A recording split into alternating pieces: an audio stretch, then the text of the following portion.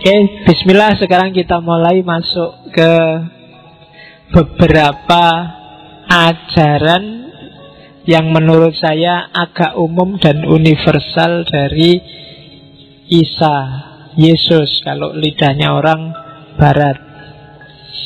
Kita mulai dari sini ya. Beberapa sangat sering kalian dengar, apalagi mahasiswa-mahasiswa perbandingan agama, mahasiswa studi agama, pasti sudah menjelajahi ini. Cuma malam ini kita jelajahi beberapa asumsi-asumsi besar, ajaran-ajaran dasar.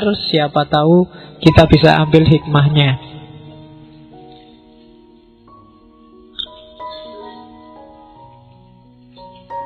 Kalau Islam punya konsep khilafah, orang Kristen juga punya. Namanya kerajaan Allah ya, mereka baca kerajaan Allah. Allah kerajaan. Yang kedua kerajaan Allah ini kalau kadang disebut juga kerajaan surga. Kalau orang Kristen lebih suka menyebutnya kerajaan Allah. Kalau orang Yahudi lebih suka menyebutnya kerajaan surga. Kadang-kadang juga pakai istilah kerajaan langit, cuma jarang pakai istilah kerajaan langit. Mungkin khawatir rancu sama Sun Gokong dan kawan-kawan itu kan juga ada kerajaan langitnya. Apalagi sekarang sudah orang ngerti ternyata langit itu bukan sesuatu yang bisa diakses. Kamu ke atas kan nggak pernah ketemu langit.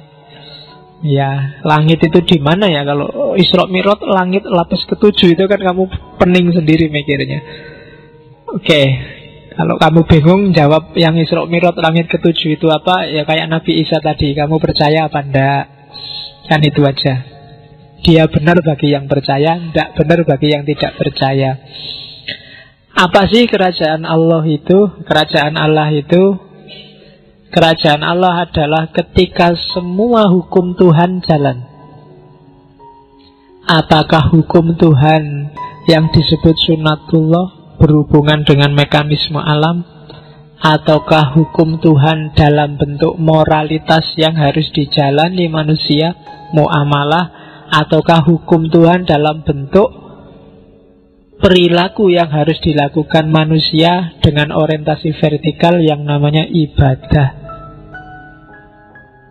Ketika perilakumu ibadah dan muamalah sesuai dengan kehendaknya Tuhan, dan dunia alam semesta ini berjalan sesuai sunnatullahnya, itulah namanya kerajaan Allah, kerajaan Allah, kerajaan surga.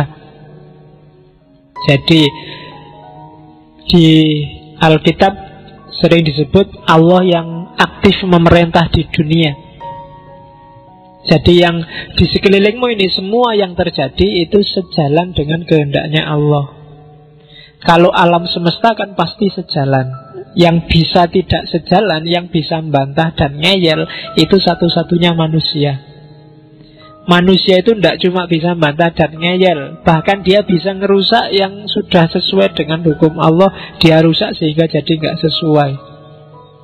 Maka yang perlu digarap itu manusianya untuk mewujudkan kerajaan Allah. Jadi Allah yang aktif memerintah di dunia. Dan kalau di Nasrani, kerajaan Allah itu ya bisa di dunia sekarang, bisa besok di akhirat, bisa dalam dirimu sendiri. Kalau di dunia sekarang ya seperti tak jelasin tadi. Kalau di surga itu otomatis semua pasti sesuai dengan kehendak Allah. Kalau dalam dirimu sendiri, itu dirimu kan jagat kecil. Diri kita ini kan kayak alam semesta dalam bentuk kecil. Ada fisiknya, ada mekanisme rohaninya, ada mentalnya, ada. Yang dunia fisik ya jalankan sesuai sunatullah.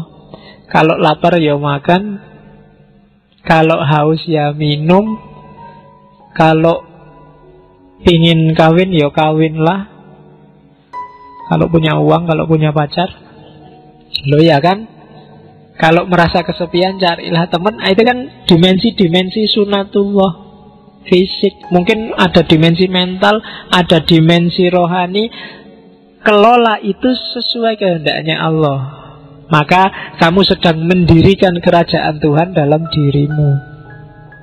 Nah, ini nanti kalau pendeta-pendeta menjelaskan ini semangat, mesti kayak di TV zaman dulu, sekarang tidak ada.